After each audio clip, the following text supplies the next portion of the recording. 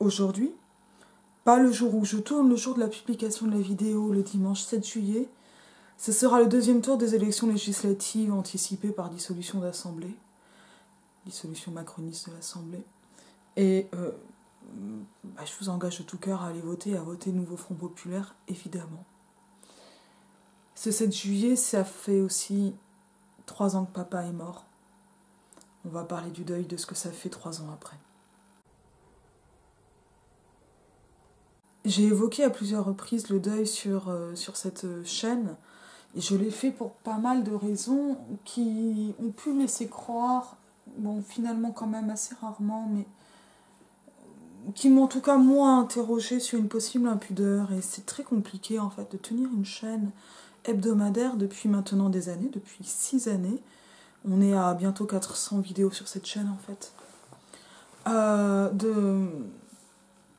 Enfin, moi je les ai dépassées, mais parce que tout n'est pas public. Mais de savoir comment on vit tout en gardant des choses pour soi et en sachant aussi ce qui se partage et ce qui ne se partage pas. Et là, en fait, moi, pour cela, comme pour à peu près tout, in fine, beaucoup de questions, de réflexion, de raisonnement. Et à la fin, c'est le ventre qui décide, c'est-à-dire comment je le sens. Mais je le sens pas de telle ou telle manière, de façon tout à fait curieuse. C'est-à-dire que j'ai parlé de papa parce que je n'étais pas capable de parler d'autre chose et parce que papa avait déjà été sur la chaîne. Mais de toute façon, si on regarde bien, voilà, les vidéos qui sont dites en compagnie avec d'autres gens, elles sont toujours des vidéos en plus ou en bonus, sauf 2, qui sont avec papa et qui sont sur un moment où il avait mal au ventre et sur le moment où le cancer a été confirmé. Je l'ai déjà dit, papa, et je l'appelle papa depuis qu'il est mort, enfin je le parle en parlant de lui à la 3e personne comme je m'adressais à lui. Mais mon père donc est décédé d'un cancer au pancréas le 7 juillet 2021 à Bordeaux, en notre présence à ma mère, mon frère et moi-même, et j'ai pas été seule évidemment, aidante de mon père pour sa dernière année de vie, un peu moins d'1 an pour ses 10 mois et demi. Et j'étais notamment présent auprès de lui sur la nuit qui a précédé son décès et qui l'a vu entrer dans le coma. Et je l'ai vu entrer dans le coma, concrètement.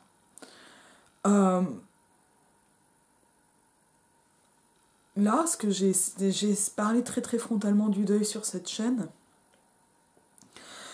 Et j'ai appris beaucoup de choses sur le deuil et sur moi-même durant ces 3 années. Ce sont 3 années qui sont quand même globalement des années de réussite, même si cette année professionnellement n'est pas une défaite, mais on va dire me met en attente. C'est-à-dire que mes candidatures n'ont pas été couronnées de succès, mais c'est...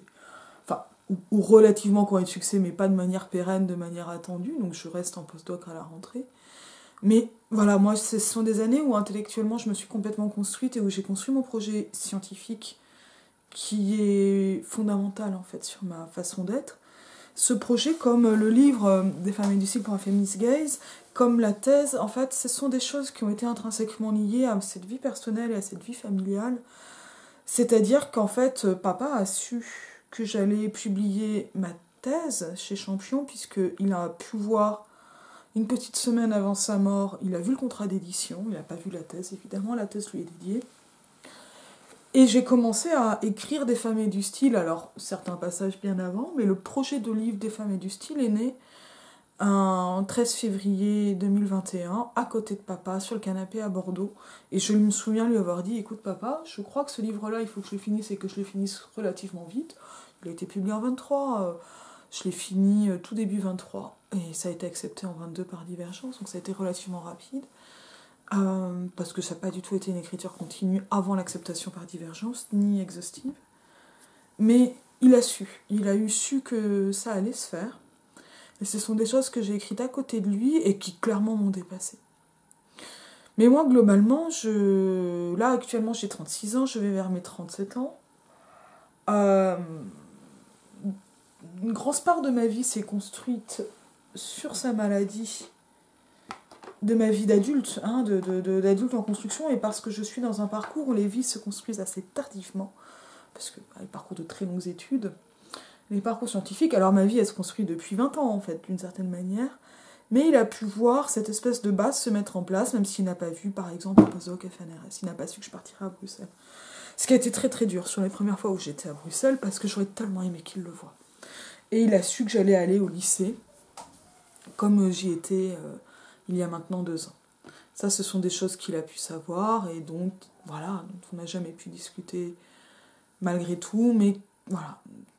Donc moi, papa est mort à ce moment très particulier où je suis une femme adulte, mais où, étant appartenant à une espèce de caste, alors c'est pas une caste, parce que moi c'était pas, mes parents sont diplômés, mais je suis la première doctoresse de la famille, donc on n'est pas sur les surdiplômés. Mais mes parents sont CSP+, ça c'est CSP+, non, ma mère elle n'est pas cadre sup, mais mon père si. Mais voilà, mes 2 parents ont le bac et ont fait des études supérieures, ça c'est quand même des marqueurs sociaux importants, et que je vais certainement pas cacher, voilà.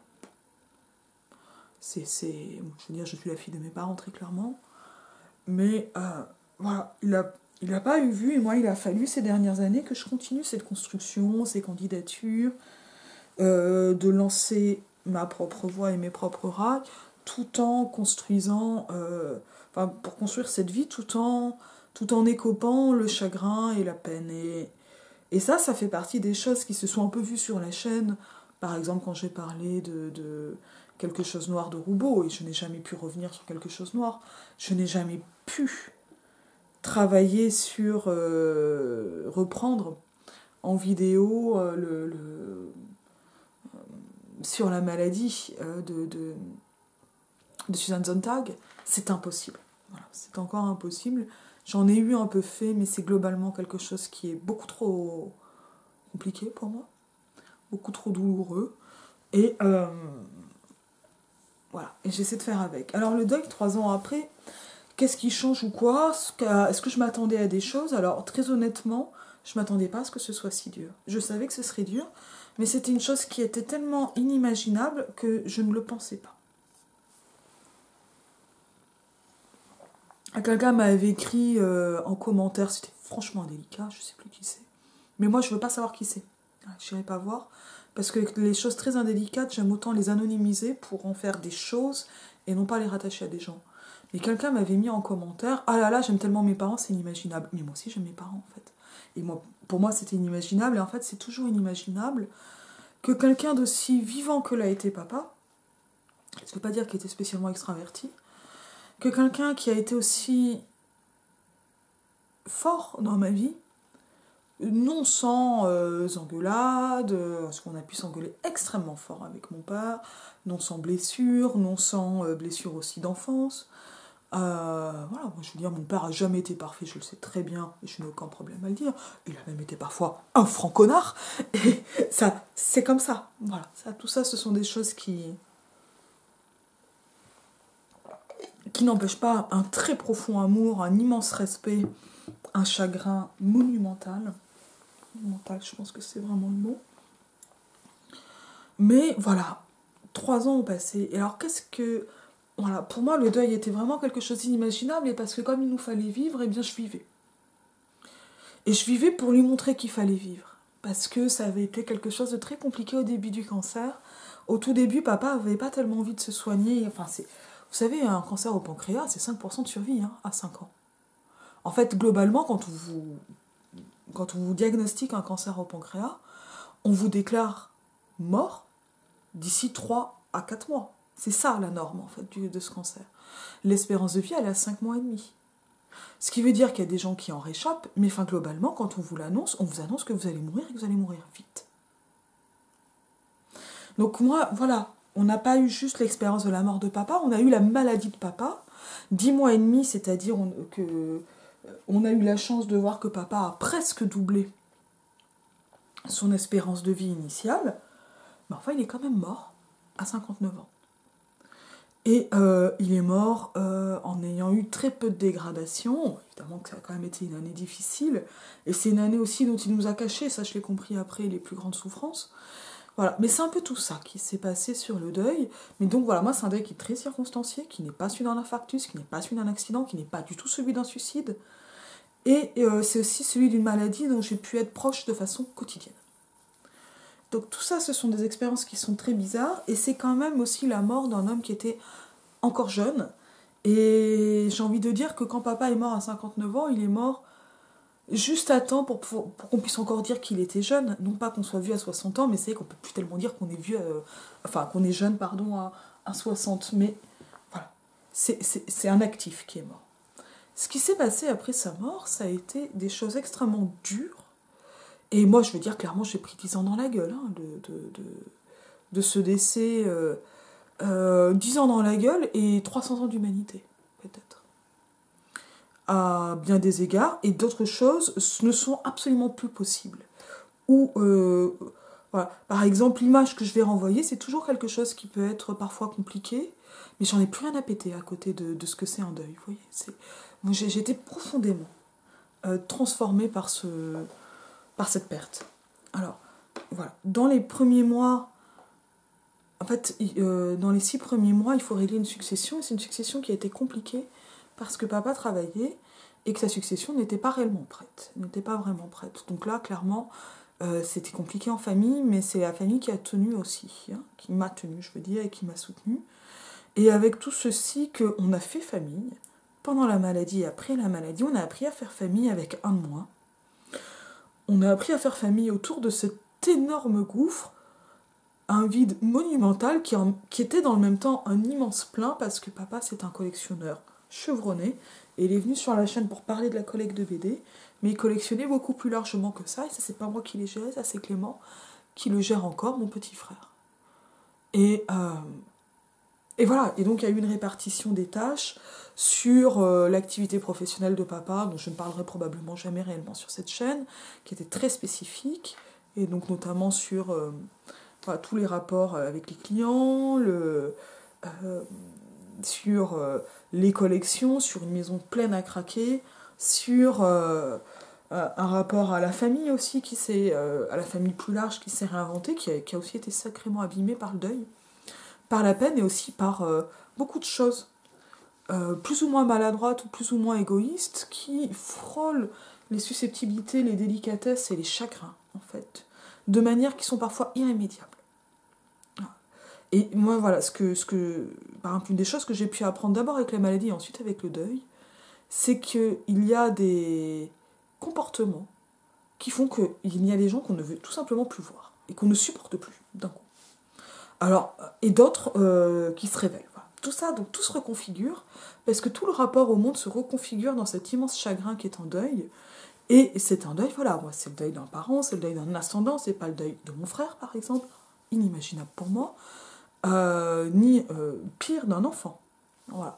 Et je pense qu'il y a quand même, enfin là moi je me rends vraiment compte qu'il est bien plus dur de perdre quelqu'un dont la mort est injuste ou semble injuste que quelqu'un qui est vieux. Et là je veux dire, pour avoir vraiment pleuré mes grands-parents, des personnes âgées ou des choses comme ça, enfin mes grands-pères, parce que mes grands-mères sont vivantes, ben oui clairement je ne vois plus les chagrins avec les mêmes lorgnettes. Et voilà, et ça c'est... Voilà, et des chagrins qui sont immenses ne me semblent plus être les mêmes. Bon, c'est extrêmement anesthésiant et vif sur les premiers mois, voire la première année du deuil. Là, il y a vraiment eu quelque chose de complètement épidermique et en même temps de complètement anesthésié pour le supporter, notamment parce que, en vrai, ça s'est pas trop vu sur la chaîne, enfin, ça s'est vu à ma fatigue quand même, j'ai vraiment été épuisée. Je le suis encore, mais quand même plus dans les mêmes proportions. Moi, globalement, sur les mois qui ont suivi la mort de papa, il y a eu 2 mois où j'ai eu l'air de ne rien faire, parce que je participais pas à la réorganisation de la maison. Ça n'a pas été tout de suite compris par la famille, ça l'a été ensuite. Parce qu'en fait, moi, je sortais de presque un an d'aidante. Alors moi, concrètement, j'ai pas torché le cul de mon père, quoi. J'ai pas eu cette expérience-là, qui peut arriver, et qui est pas marrante, et que moi je trouve pas normale, mais enfin, faut pas rêver, ça arrive à beaucoup de gens. J'ai pas fait une piqûre à mon père, voilà, tout ça n'est jamais arrivé. Moi, j'étais là en dame de compagnie, pour faire le ménage, pour ramener la bagnole, pour la chimio, c'est lui qui conduisait, puis je ramenais la voiture, puis je revenais, et puis là, par contre, je conduisais aussi le retour, ce qui était les trajets les plus difficiles de ma vie. Parce que j'avais qu'une peur, c'était... papa a jamais vomi à ce moment-là. Mais c'était douloureux comme trajet, hein, et c'était une grosse demi-heure, donc c'était pas facile. faire à bouffer, que la maison soit propre, parce que c'était aussi des moments où, voilà, les produits d'entretien, pas de nausées, etc. Donc, on avait une routine extrêmement forte qui était mise en place sur comment, voilà, il avait une espèce de fenêtre de tir où il pouvait manger. Et moi, voilà, on était en train de passer végétarien avant le cancer. Papa s'est trouvé à adorer les steaks au moment de retour de chimio. Il en mangeait pas tant que ça avant. Et on a fait autant de steaks que possible, hein, voilà. Parce que là, nous, on avait un objectif, c'était lui faire prendre du poids pour compenser la perte d'un cancer, enfin de poids qui est provoqué par un cancer digestif. Donc moi, ça m'a complètement flingué au niveau trouble alimentaire. J'étais super fragile avant, ça l'a encore plus été après. L'année qui a suivi la mort de papa, pour moi, ça a été une année où j'ai débarqué au lycée en tant que arrivante au lycée. Je suis arrivée dans un lycée qui ouvrait, c'est une situation très bizarre. Assez intéressante, mais très très bizarre. Donc, puisqu'on n'avait que des secondes, j'espérais avoir une cordeau de français, c'est moi qui me suis retrouvée cordeau de français, ce qui était un peu dommage parce que j'avais pas de partage d'expérience avec une collègue plus âgée, mais bon, je me suis à peu près démerdée, avec quand même des engueulades dans l'équipe de temps en temps. Ça a surtout été compliqué vers la fin de l'année quand une gamine m'a agressée, mais bon, ça, voilà, ça s'est arrivé comme ça. Ça a été une année avec régulièrement des arrêts maladie, donc moi j'ai géré les camps de papa, ça veut dire que j'ai annoncé sa mort à près d'une centaine de personnes. J'ai réussi à gérer la vente de la plupart de ces logiciels. Donc voilà, on va dire de la manière la plus faisable possible. On allait vers ce qui était faisable. Et en même temps, moi j'avais déjà postulé au CNRS. La première année où j'ai postulé, papa était vivant, j'ai fait mon audition en visio, et c'est mon père qui m'avait préparé la cuisine avant l'audition, et il a pleuré quand j'ai pas été recrutée parce qu'il espérait le voir. Et j'en suis tellement malheureuse qu'il l'ait pas vu. Bon, il a vu plein d'autres choses. Et voilà, je veux dire, donc moi, en fait, là, les victoires qui arrivent depuis, elles sont toujours entachées par le fait que papa les voit pas, et il y a quand même eu une victoire qui est arrivée depuis, je sais même plus ce que c'était, un truc de cette année, et où j'ai pas pensé à papa. J'ai encore pensé à papa au colloque sur le gaz il y a quelques semaines, enfin voilà. Et où je suis malheureuse aussi, c'est-à-dire que les joies sont en demi-teinte. Alors ça va pas être de vraie joie, mais il y a quand même toujours cette tristesse de me dire, j'aimerais tellement qu'il le sache. Et donc, là, sur ce moment, pour moi, ça a été un moment où en fait, j'ai frôlé le burn-out à plusieurs reprises. J'ai eu 5 semaines d'arrêt au total sur l'année. J'ai quand même réussi, en partie grâce au lycée, à tenir parce que j'avais des rails qui me forçaient à me lever. Et en même temps, quand je me levais, que j'avais qu'une envie, c'était me foutre sous le RER, j'allais pas bosser parce que je préférais pas bosser que me suicider d'épuisement et de burn-out. Putain, je n'ai pas pensé à prendre des mouchoirs. Mais ça a été ça, en fait, cette année-là, très très particulière, très spécifique, très étrange, que j'ai passée au lycée, où j'ai réussi donc à refaire une audition CNRS qui a vraiment pas été bonne, mais bon, c'est pas grave, je m'en veux pas. J'ai fait ce que j'ai pu sur une des pires périodes de ma vie, et ensuite à décrocher un postdoc FNRS, alors que je l'ai fait en 15 jours, donc là j'ai eu un bol monstrueux, mais il faut dire aussi que j'avais un projet de recherche assez dingue. Je vais chercher les mouchoirs.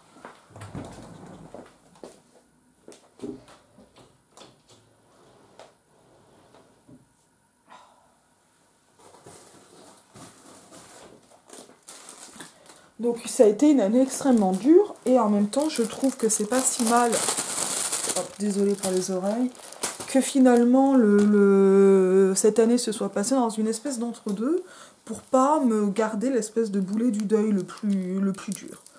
La deuxième année, c'était ma première année de postdoc, ça a été une année qui a été quand même globalement assez heureuse, mais moi ça fait 3 ans que je pleure régulièrement, voilà. Mais on va quand même dire un peu ce qui s'est passé ensuite. Donc là, c'était ma première année de postdoc FLRS. Ça a été une chance incroyable. C'est là où j'ai écrit, ou fini d'écrire des familles du style que j'ai présentées à Divergence au début de l'année. Et, au début de l'année, quand je parle en année, moi je parle en année universitaire, c'est-à-dire, je l'ai envoyé en novembre, ça a été accepté fin novembre, et le manuscrit a été envoyé fin février, j'ai envoyé à peu près un tiers du texte. Et une table des matières, où on nous dit, on peut avoir un truc plus clair ? Voilà. Donc c'est un livre que j'ai écrit en 3 mois. Mais pensez plus longtemps en amont. Donc c'est un peu tout ça qui s'est passé avec dans le même temps des déceptions, des violences, toute une reconfiguration familiale à mettre en place, très très compliquée. qui m'a aussi amené à ce moment-là à chercher un appartement, à trouver mon appartement, à m'installer, à déménager. Enfin, donc ça a été une année de très très grands changements l'année dernière. Et cette année, c'est une année plus d'installation dans ces choses-là, avec toujours des changements, mais qui sont moins visibles. Et je pense que la prochaine année de gros changements, c'est l'année prochaine, qui sera donc la 3e année de postdoc. Et donc avec la suite aussi du livre, les séminaires universitaires, toujours des papiers, des colloques, des projets, enfin. Et toujours aussi, en fait, ça se voit pas, ou moi ça me donne l'impression à la fin de l'année de pas trop avoir avancé, mais une espèce de consolidation complète de mon projet, une extension, des détails, des concrétisations, des choses déjà là, des choses... Voilà. Donc tout ça, donc ce projet qui s'appelle Femme Nature Histoire, il continue à progresser, quoi. Et ça, c'est vraiment super.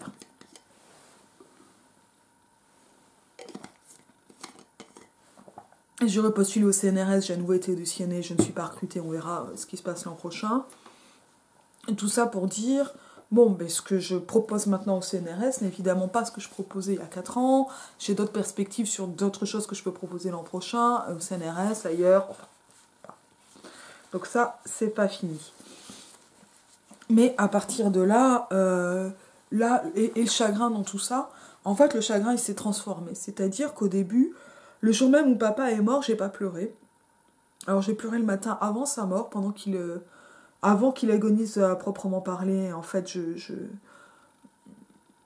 la doctoresse du service m'a fait comprendre de manière très douce et très délicate qu'il y avait des gens très pudiques, comme l'était papa, qui demandent pas, parce qu'il était certainement pas en état de demander quoi que ce soit, il était dans le coma, mais qui ne peuvent pas mourir devant leurs proches. Et en fait, moi, un des grands chagrins de papa, c'était le chagrin que ça lui faisait de savoir qu'il allait mourir et qu'il allait nous faire de la peine en mourant et en n'étant plus là. Et bien sûr, il n'avait pas envie de mourir pour lui-même. Mais il a eu ce grand et cet immense chagrin et ce soin d'essayer de prendre soin de nous, jusque dans sa mort et dans son agonie. Et donc, moi, voilà, je suis descendue, et donc je fumais encore à l'époque, ça fait 1 an que j'ai arrêté. Je suis descendue fumer en dehors de la clinique, appeler ma mère, et en fait, et attendre ma mère en bas parce que ça m'avait été conseillé pour le laisser tranquille, en fait. Et quand on est remonté, son agonie avait commencé. Et ça, en fait, bon, voilà, cette idée du chagrin de papa, de la douleur de papa, ce sont des choses qui ont été absolument abominables pendant 1 ou 2 ans avant que j'arrive à trouver une résolution et une explication de ça, à savoir qu'il a pu partir avec nos paroles qui disaient directement qu'on prenait soin de lui, mais aussi avec notre présence. Et en fait, on n'arrive pas toujours à parler à nos morts, et parfois on arrive à avoir de la présence, à leur montrer qu'on est là, même si on va dire à peu près rien. Voilà. Et parfois on n'y arrive pas. Et ça ne veut pas dire que les choses ne se passent pas, qu'elles ne sont pas entendues, qu'elles ne se font pas. Donc moi j'ai eu la chance de ces explicitations. Il se trouve qu'en plus je suis quelqu'un qui a besoin d'explicitation et de savoir où j'en suis dans la vie. Et j'ai un peu de mal à comprendre les doubles sens ou les duplicités, parce que je ne sais pas être comme ça.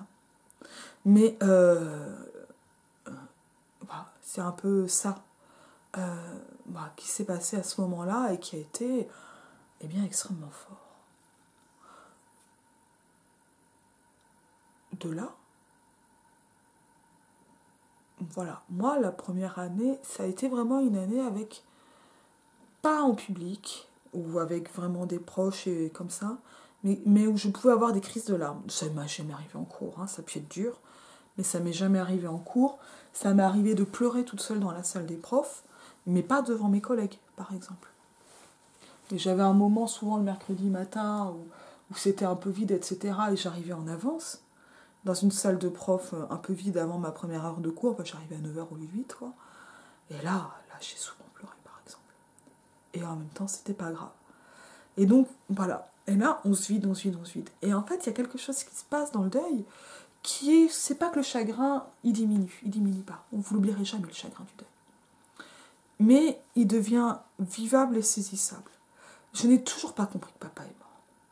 C'est toujours inconcevable, la mort de papa. Mais en même temps, là, ça fait 3 ans qu'il est mort. Alors je suis quand même très très contente parce que ce qui était pour moi un immense chagrin dans les premiers mois, à savoir sa peur, et notamment sa peur que j'arrive pas à m'en remettre, et je lui avais dit vas-y papa, tu peux y aller, et ben je peux confirmer papa, j'arrive à vivre. Je fonctionne bien, je fonctionne dans toute ma vie, je suis fonctionnelle. Ça marche en fait. Ça marche. Et donc voilà, je peux vivre sans toi et les choses se font. Et ça a été très important.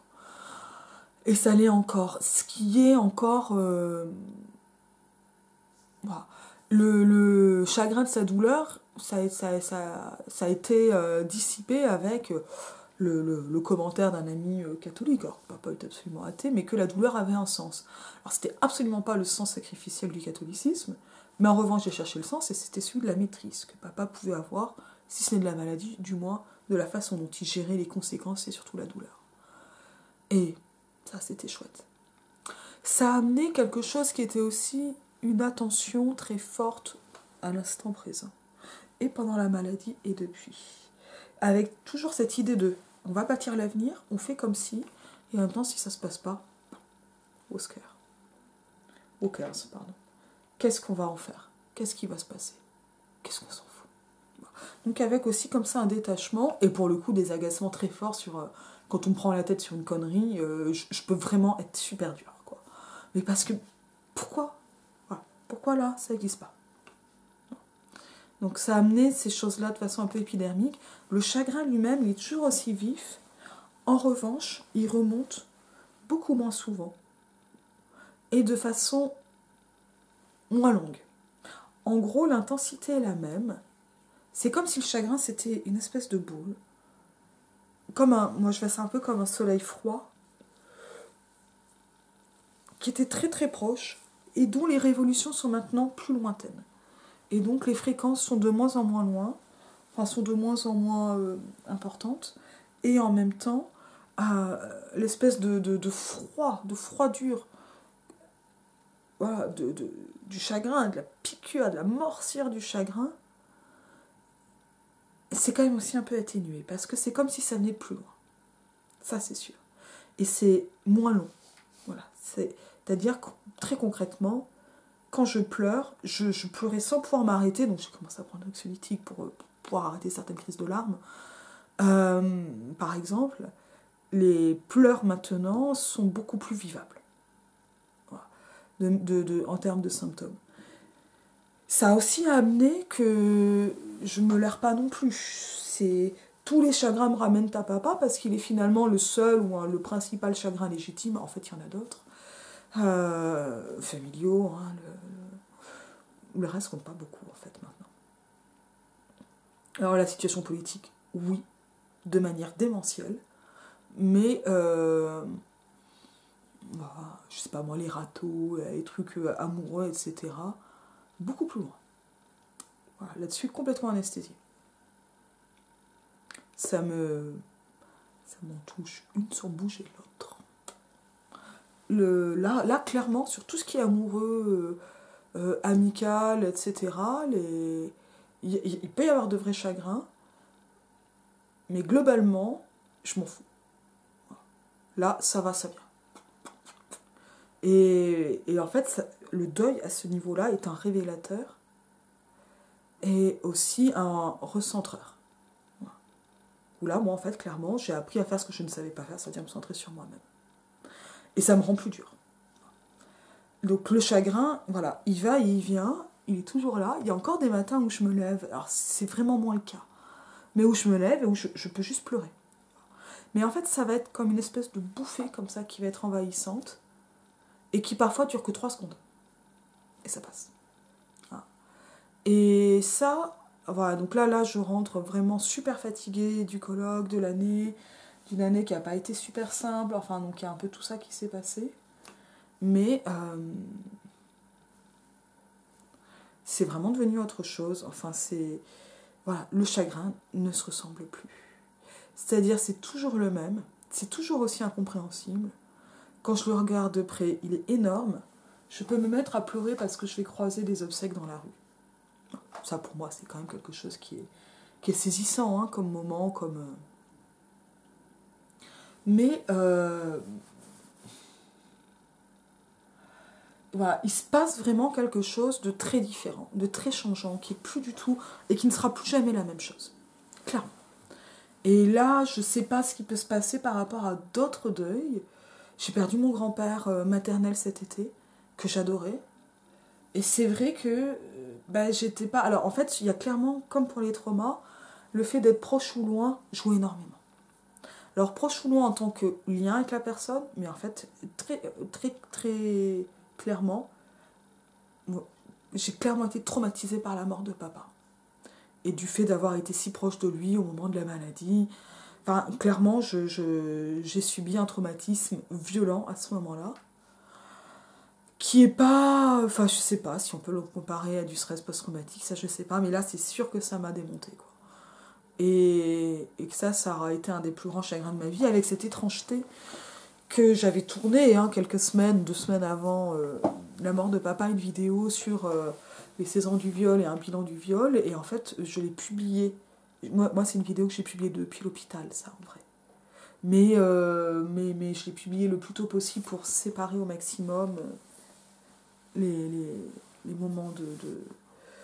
Enfin, non, je ne l'ai pas publié à l'hôpital, je l'ai publié... mais je l'ai publié très volontairement dans la nuit, etc., pour être au tout début du cycle, parce qu'on savait que papa était à l'hôpital et que c'était la fin.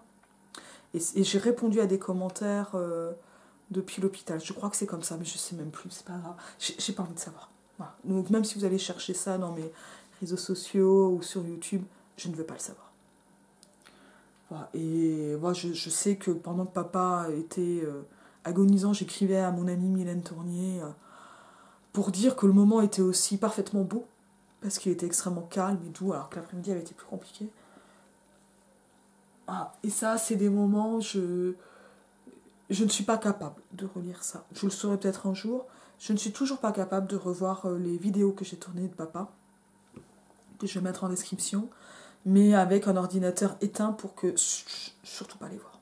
Voilà. Moi, je peux pas les voir. Et je sais pas si je les verrai un jour. Parce que, voilà, mon père me manque trop. Et en même temps, au quotidien, il y a peu de moments où je peux me dire, là, sur ça, il me manque très fort. Il nous a manqué sur des dimensions vraiment matérielles, mais en fait, globalement, sur des choses qui avaient trait à lui.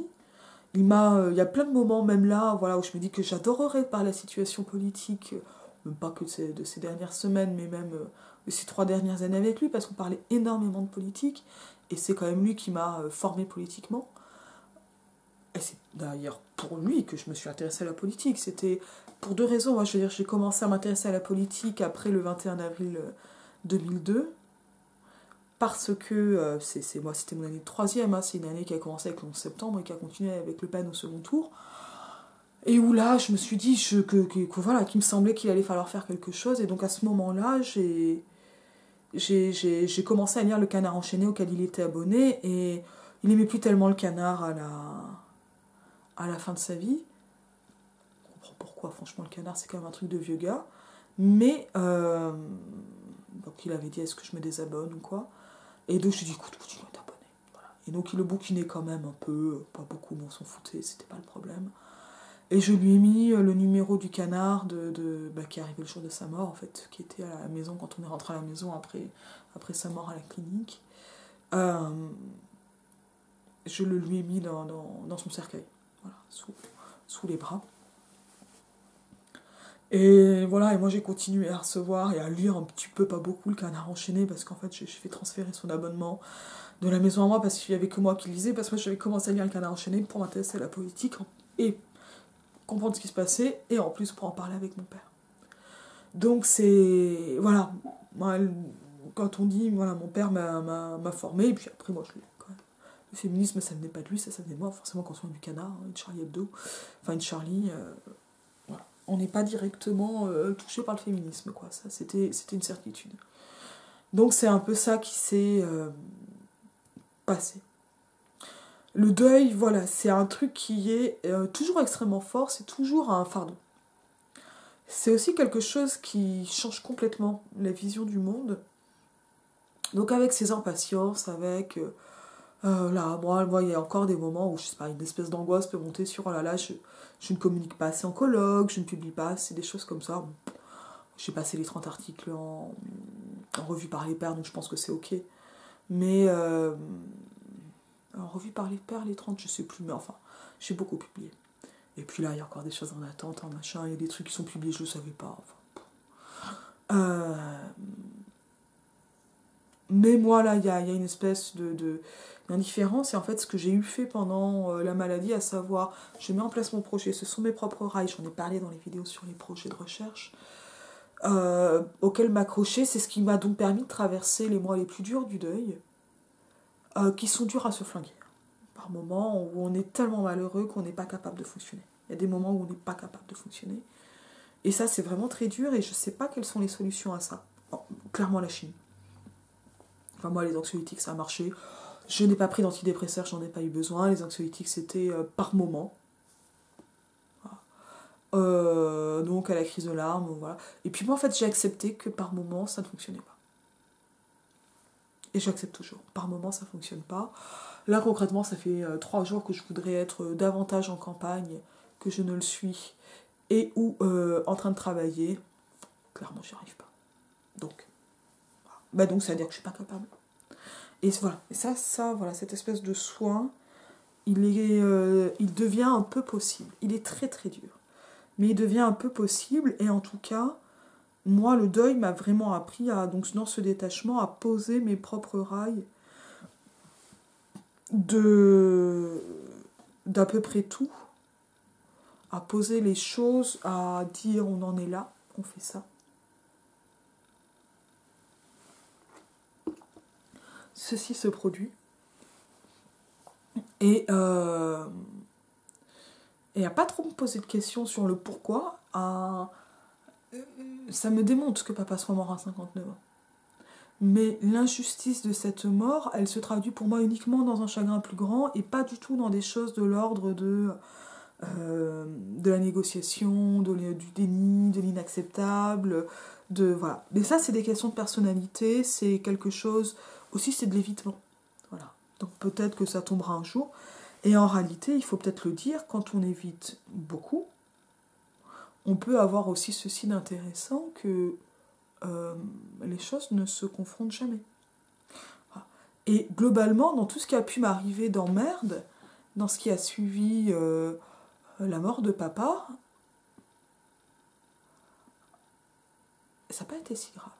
Voire ça n'a pas été grave. Et globalement, je me fous d'un peu tout. Ça n'a pas marché. C'est-à-dire que pour moi, ce qui marche, c'est ce qui fonctionne. Et quand ça marche pas, je recommence. Et le reste n'existe pas. Ça, c'est très, très, très fort d'être devenu quelque chose comme inatteignable. Avec quand même des agaceries, des moments, etc. Mais inatteignable. Donc ça, c'est... Voilà. Je sais pas du tout si cette vidéo, elle peut servir aux gens qui traversent des deuils. Ma façon à moi de le vivre, ça a été d'être extrêmement frontale. Et ça a changé ma perception et mes émotions de tout. Et globalement, là, moi, ça m'arrive de temps en temps de réfléchir avec des copines et de dire, mais tu as connu papa, tu m'as connu avant que je perde papa. Le fait de dire papa, ça c'est vraiment nouveau. Et en même temps, c'est-à-dire que je peux être profondément moi-même depuis sa mort. Et un moi-même qui est abîmé, mais qui est aussi un foutu phénix, quoi. Et clairement, moi, la façon dont je visualise, quand je dois me représenter la mort de papa, en dehors de l'hôpital, ou des choses comme ça, ou des obsèques, elle-même, ou de sa tombe sur laquelle je peux être assez rarement, en fait. Si je dois me donner une espèce d'image mentale, c'est une image de mon père... longtemps avant sa mort, sur la plage à Bilbao, à un moment où moi je n'étais pas, c'est ma mère qui l'a pris en photo, qui est devant la mer et qui marche vers la mer. Et moi donc je me visualise papa comme ça, donc papa pas du tout au moment de sa mort, mais un genre de papa un peu éternel qui marche vers l'eau et qui rentrerait dans l'eau tout habillé et qui disparaîtrait dans l'horizon. Et Et pour moi, vivre la mort de papa, c'est le regarder disparaître. Et c'est même littéralement le regarder disparaître, concrètement ne plus respirer. Et accepter de l'accompagner et de revenir sans lui. Et je crois qu'on est capable d'accepter des choses pareilles. Je crois qu'elles nous transforment profondément, mais que ces transformations sont des révélations. Très très clairement. Je crois que, bon, bah évidemment, l'expérience du deuil, elle est de l'ordre de l'impartageable, de l'incommunicable. On le sait ou on le sait pas. Je suis très très étonnée, moi, des réactions très chaleureuses que j'ai pu recevoir à tous les moments du deuil et de l'empathie énorme des mensch, en fait, des gens profondément humains que j'ai pu côtoyer, parfois même d'assez loin, et de l'inhumanité de certains proches.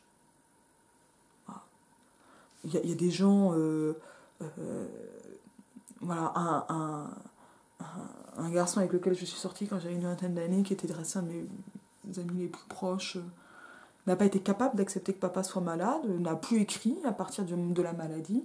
Je suis incapable de revoir ce garçon. Voilà. Mais on n'a pas eu besoin de se disputer. Hein. Pour moi, c'est juste impossible.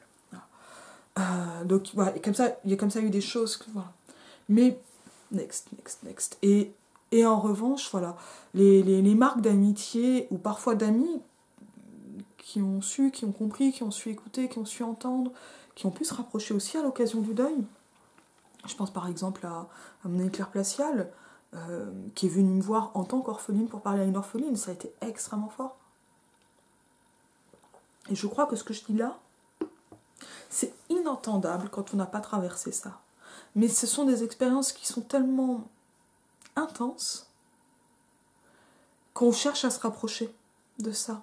Et à au moins dire à quelqu'un qui le vit, je le vis aussi, non pas pour amoindrir, mais parce qu'en fait, c'est impartageable, mais quand on peut le partager, il y a quelque chose qui se passe qui est extrêmement fort comme en termes de lien. Et moi, c'est vrai qu'en ces temps de pré-fascisme, de périodes fascisantes, de dureté, de violence, ces humanités-là,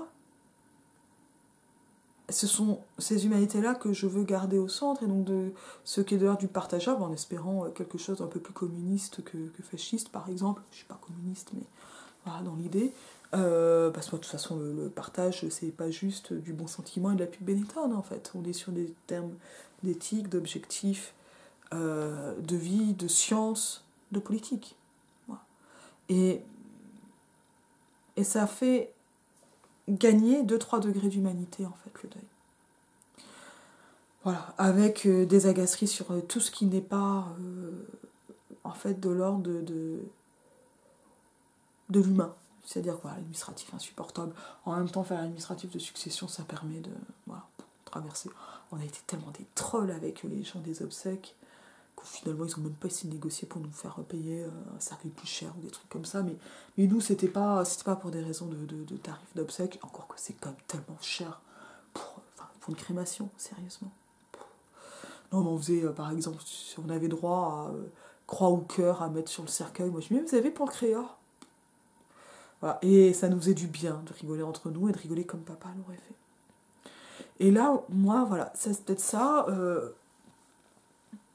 aux obsèques de la crémation, comme au moment où on a inhumé son urne. Et donc on a eu un mois d'écart entre les deux, ça c'est un mois très, très compliqué. Mais on traverse tout, on est capable de tout. Donc ça, voilà, je sais qu'on traverse. On peut tout traverser. Je ne suis pas contre ça indemne, mais on peut tout traverser. Il faut accepter que ça nous fasse des choses. Enfin, on peut l'accepter et on peut le vivre. Je crois que des fois, moi, j'ai dit par exemple à ma grand-mère qui perdait son fils, qui a été mise sous cachet pour traverser le chagrin, et qui était, voilà, c'était déjà dur d'avoir perdu papy. Je lui ai dit, mais enfin voilà, moi j'ai besoin de faire mon deuil et de le traverser, toi peut-être pas, parce qu'on n'a pas le même âge. Et c'est pas grave. Ça me permet aussi d'être beaucoup plus directe pour parler de la mort avec d'autres gens. Ça, je l'étais avant. Mais j'ai aucun regret de ça, parce qu'on a gagné tellement de temps. C'était tellement important.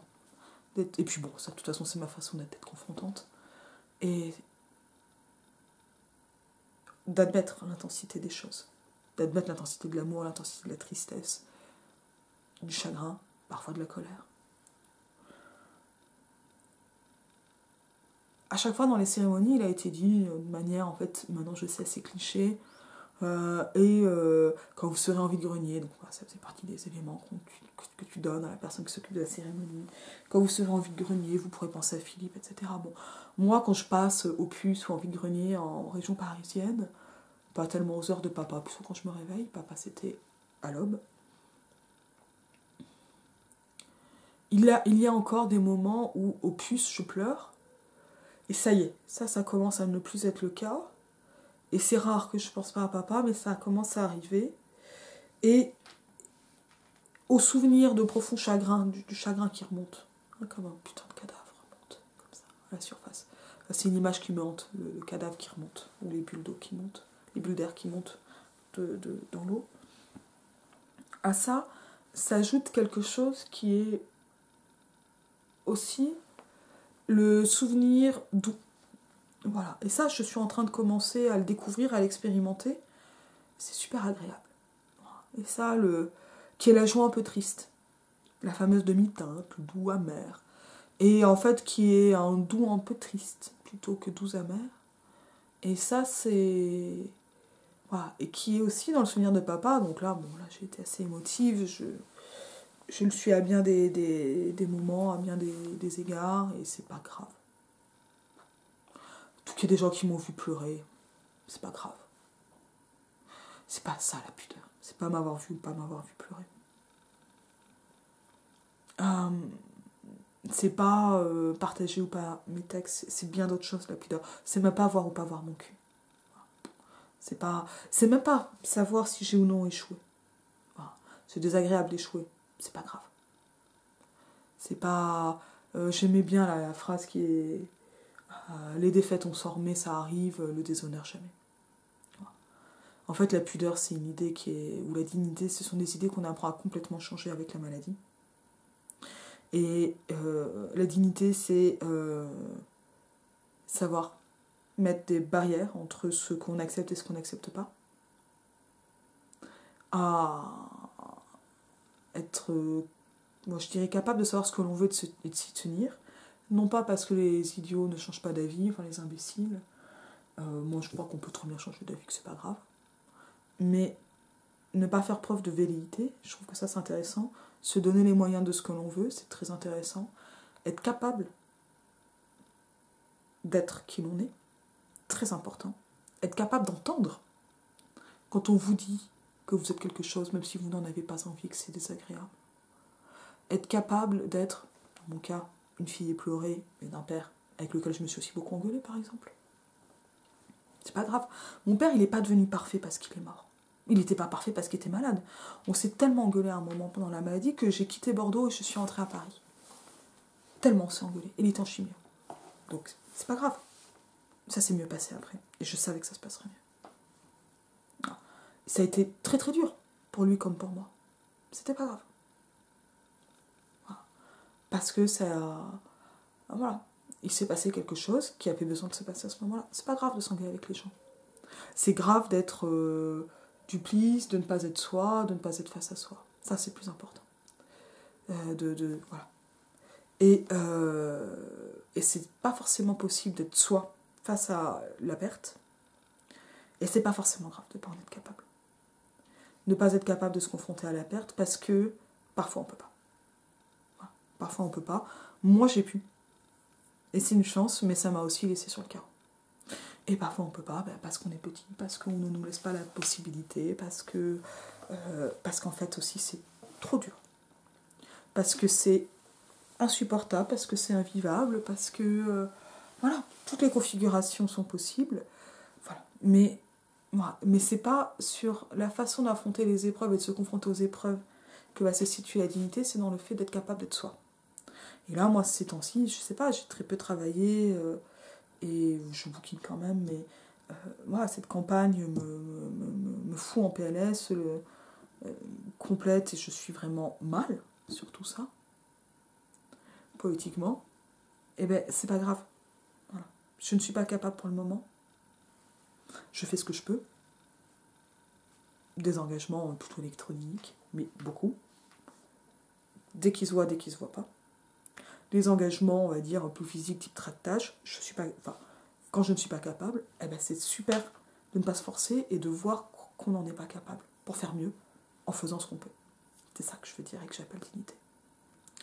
Et qui aide à... Dans ce difficile chemin, je reprends ça, je l'avais trouvé sur Twitter, ça m'avait vraiment tapé dans la gueule, j'avais adoré. Mais voilà, moi je veux dire, le deuil a mis un grand coup d'accélérateur dans ce dur chemin qui va de soi à soi. Et qui est donc passé par la perte de papa, et avec cette difficile aussi question que même la perte de papa a pu m'amener des choses parfois positives,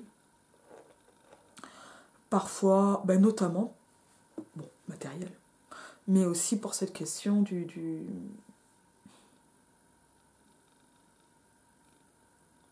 nouveau rapport au monde. Voilà. Et ça, sans vouloir rentrer dans des choses trop spirituelles, qui en plus sont... Voilà, moi je veux dire, je crois toujours pas à l'âme, je suis une athée convaincue, je le suis encore plus. Scientiste comme jamais. Mais en revanche,